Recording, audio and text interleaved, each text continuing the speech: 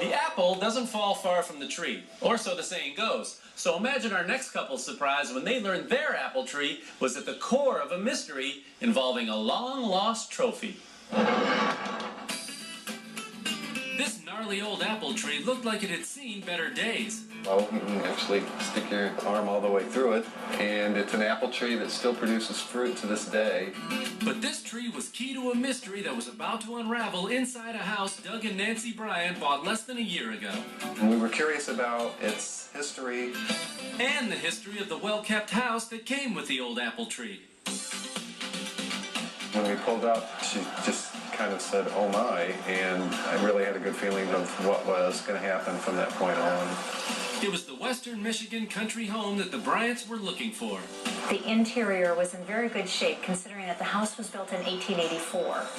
Another plus, the home came with its own accessories, like antique furniture left behind in the house. We were thrilled to see that this beautiful antique bedroom set was in the room. But why would the previous owners leave such wonderful antiques? Doug was about to realize that wasn't all they'd left behind. As he started unpacking, he made strange discoveries in the cabinets. I came across a pile of papers and magazines, and underneath it was this book, and it was about the Chicago's World Fair. It was a book of photographs from the Columbian Exhibition of 1893, one of the most important events of the era. I was looking for a name because often you'll find names in books and dates, but it had nothing in it. The book may have been blank, but another piece of leftover furniture was a gold mine. Well, a silver mine anyway. Inside the sideboard was a silver urn bearing an important name. I started reading it, and it was an award from the State Horticultural Society that was given to C.J. Monroe. A trophy for C.J. Monroe.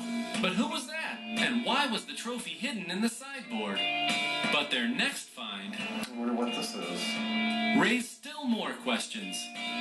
The only hint was that the glass urn had the word Michigan inscribed on it. We'll have to find out more about this.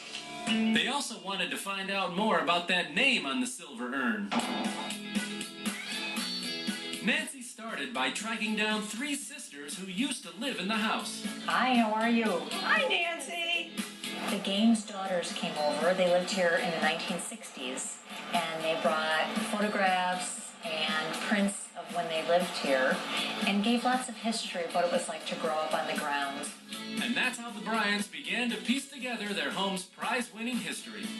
They learned C.J. Monroe built the house with his wife Hattie and 5 kids.